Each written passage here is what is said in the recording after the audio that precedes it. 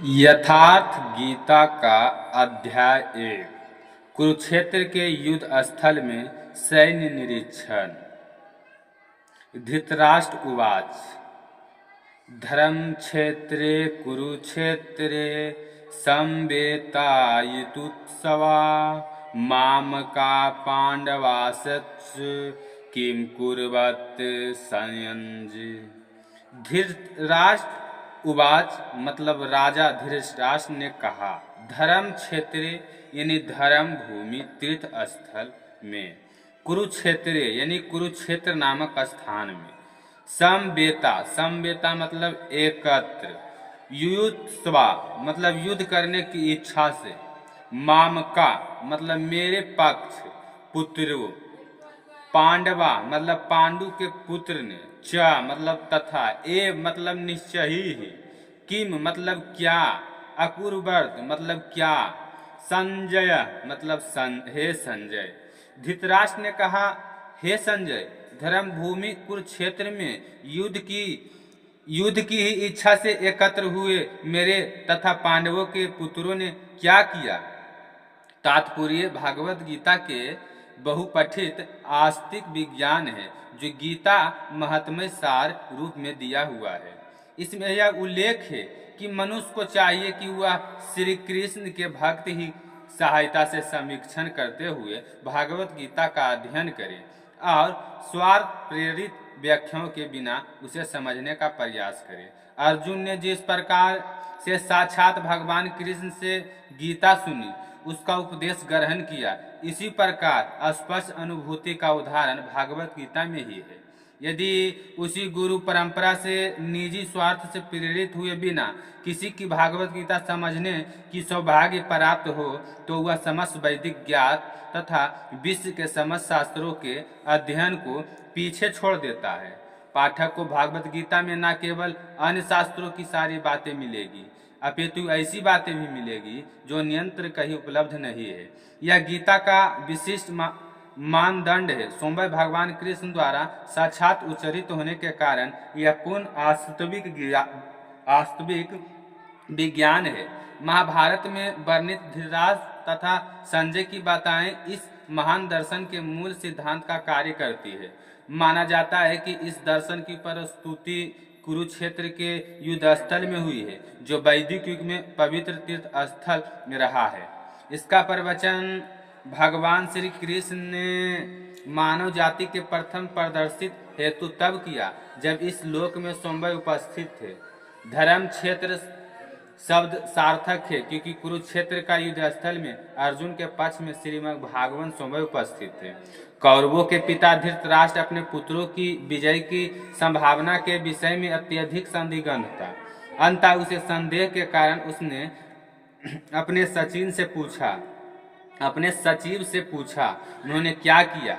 वह आश्वस्त था कि उसके पुत्र तथा उसके छोटे भाई पांडवों के उसके पुत्र कुरुक्षेत्र की युद्ध भूमि में निर्णयात्मक संग्राम के लिए एकत्र हुए हैं।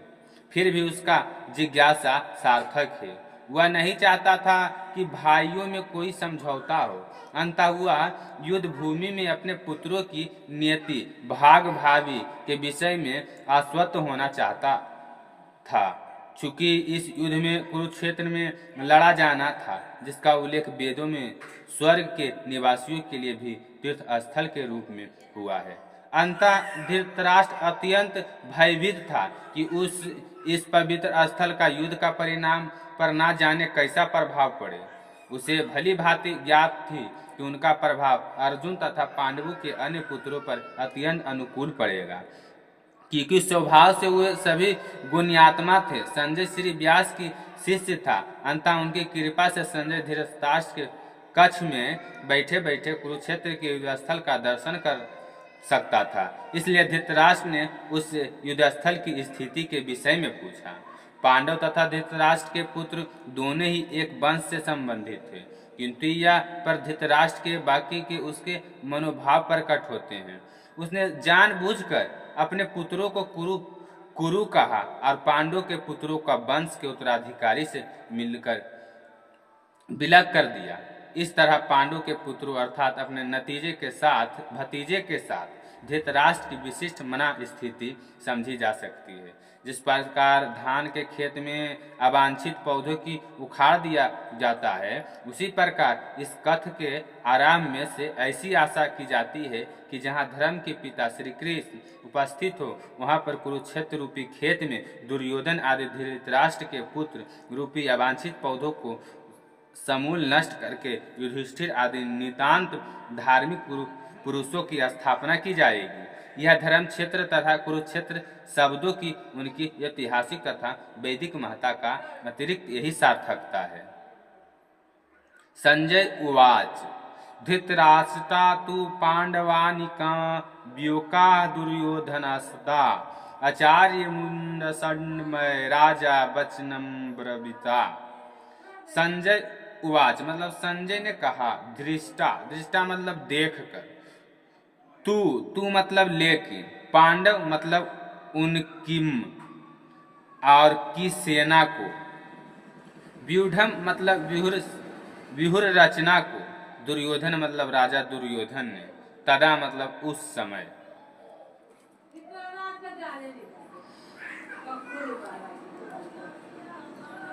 श्लोक 3। कुरुक्षेत्र के युद्ध स्थल में सैन्य निरीक्षण। आचार्य मतलब शिक्षक गुरु के, उपसंडमय मतलब पास जाकर, राजा मतलब राजा, वचनम मतलब शब्दा, अवरिव्रत मतलब कहा। संजय ने कहा, हे राजन, पांडवों पुत्रों द्वारा सेना की व्यूह रचना देखकर राजा दुर्योधन अपने गुरु के पास गया और उसने ये शब्द कहे। तात्पर्य, धृतराष्ट्र जन्म से अंधा था। दुर्भाग्य वह आध्यात्मिक दृष्टि से भी वंचित था। वह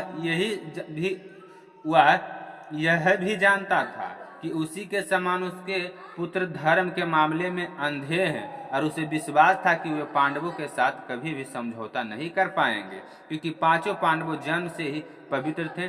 फिर भी उसे तीर्थ स्थान के प्रभाव के विषय में संदेह था। इसलिए संजय युद्ध भूमि की स्थिति को विषय में उसके प्रश्न के मंतव्य को समझ गया। अंततः वह निराश राजा को प्रोत्साहित करना चाह रहा था। उसने उसे विश्वास दिलाया कि उसके पुत्र पवित्र स्थान के प्रभाव में आकर किसी प्रकार के समझौता करने नहीं जा रहा है। उसने राजा को बताया कि उसका पुत्र दुर्योधन पांडवों की सेना को देखकर तुरंत अपने सेनापति द्रोणाचार्य को वास्तविक स्थिति के अवगत कराए गए। यद्यपि दुर्योधन को राजा कहकर संबोधित किया गया है, तो भी स्थिति की गंभीरता के कारण उसे सेनापति के पास जाना पड़ा। अतएव दुर्योधन राजनीतिज्ञ बनने के लिए सर्वथा उपयुक्त था, किंतु जब उसने पांडवों के व्यूह रचना देखी तो उसका यह कूटनीतिक व्यवहार उसके भय को छिपा न पाया। पश्योता पांडुपुत्रानामाचार्य महतीं चुमुमा व्योढ़ा दुर्पदो पुत्रेण तब शिष्येन धीमता। पस मतलब देखिए, एता मतलब इस, पांडुपुत्रानम मतलब पांडु के पुत्रों की, आचार्य मतलब हे आचार्य या गुरु, महत्यम मतलब विशाल, चमुम मतलब सेना को, व्यूढ़ाम मतलब व्यवस्थिति, दुर्पद पुत्रेन मतलब दुर्पद के पुत्र द्वारा, तत्व मतलब तुम्हारे, तब मतलब तुम्हारे, शिष्येन मतलब शिष्य द्वारा, धीमता मतलब अत्यंत बुद्धिमान।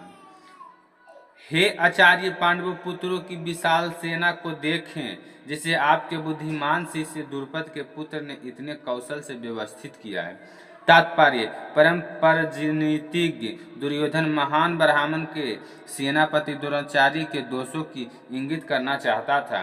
अर्जुन की पत्नी द्रौपदी के पिता राजा द्रुपद के साथ द्रोणाचार्य का कुछ राजनीतिक झगड़ा था। इस झगड़े के फलस्वरूप द्रुपद ने एक महान यज्ञ संपन्न किया, जिससे उसे एक ऐसा पुत्र प्राप्त होने का वरदान मिला जो द्रोणाचार्य का वध कर सके। द्रोणाचार्य इसे भली भांति जानता था, किंतु जब द्रुपद का पुत्र धूम्न युद्ध शिक्षा के लिए उसको सौंपा गया तो द्रोणाचार्य को उसे अपने सारे सैन्य रहस्य प्रदान करने में कोई झिझक नहीं हुआ। अब धृष्टद्युम्न कुरुक्षेत्र के युद्ध भूमि में पांडवों की पक्ष ले रहा था और उसने द्रोणाचार्य से जो कला सीखी थी उसी के आधार पर उसने यह रचना की थी। दुर्योधन ने द्रोणाचार्य की इस दुर्बलता की ओर इंगित किया जिससे युद्ध में सजग रहे और समझौता न करे। इसके द्वारा वह द्रोणाचार्य को यह भी बताना चाह रहा था कि कहीं वह अपने प्रिय शिष्य पांडवों के प्रति युद्ध में उदारता न दिख बैठे। विशेष रूप से अर्जुन उसका अत्यंत प्रिय एवं तेजस्वी शिष्य था। दुर्योधन ने यह भी चेतावनी दी कि युद्ध में इस प्रकार की उदारता से हार हो सकती है। अनसूरा महेश्वासा भीमार्जुना समा यधुनाव विराटच्छ दुर्पदच्छ महारथा।